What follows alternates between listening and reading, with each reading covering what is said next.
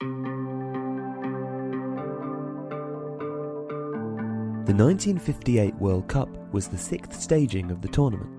Held in Sweden, it marked the first time a team had won it away from their own continent, as Brazil finally overcame the pain of 1950 and lifted the Jules Rimet trophy for the first time. It marked the start of their utter dominance of the tournament.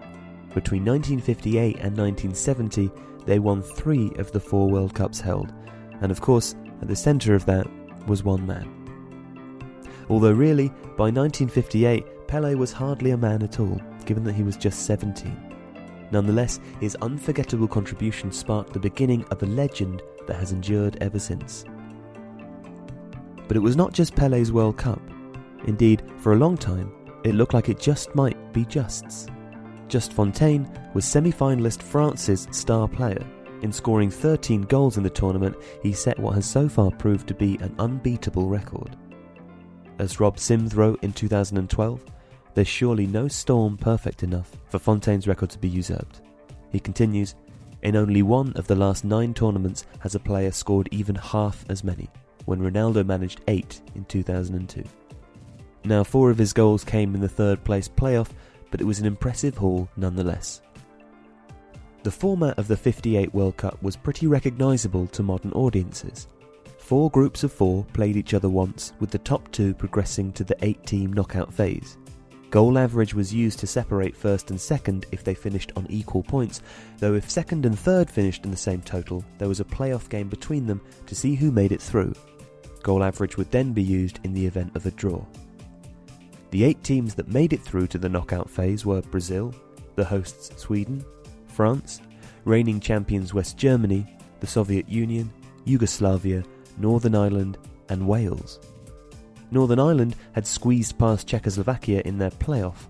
It had been a remarkable achievement, particularly given centre-back Jackie Blanchflower had lost his career, though not his life, in the Munich air disaster a few months prior. As World Soccer wrote in 2014, Northern Ireland manager Peter Doherty had moved his fullback to centre-half to cover Blanchflower's absence and moved young and relatively green Derek Dugan up front.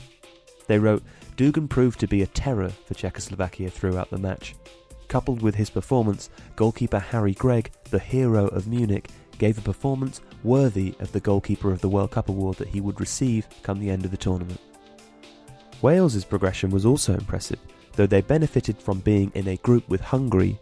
Those giants of the European game had seen the quality of their squad decimated by the fallout from the 1956 uprising against communist rule. Fontaine had started the tournament as he meant to go on, firing a hat-trick past Paraguay. Pelé, on the other hand, had begun on the bench. It was not until the third group game that he made his first start. His first goal came in the quarter-finals as Brazil beat Wales. His country needed him too, as it was the only goal of the game. Wales's tournament was over, but they could draw huge pride from getting as far as they did, and only being beaten 1-0 by the eventual champions. The semi-finals saw the tournament's standout stars face off against each other. Pelé was decisively victorious. He scored a hat-trick as Brazil beat Fontaine's France 5-2. The first was a tap-in, the second a rifled finish after a scramble in the box, but the third showed his quality. He received a pass which bobbled as it reached him just outside the D.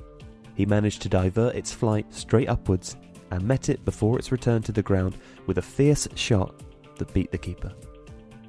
Brazil's reward for their performance was a meeting with the hosts in the final.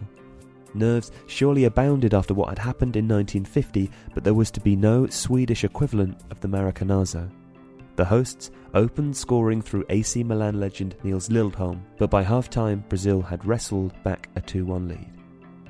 Pelé set Brazilian hearts at ease with one of the tournament's more iconic goals to make it 3-1. He received a pass from the right wing, flicked it over the defender, then steered it home. His 90th minute looping header made the score 5-2, and the World Cup legend of Brazil and Pelé could begin to be written in earnest.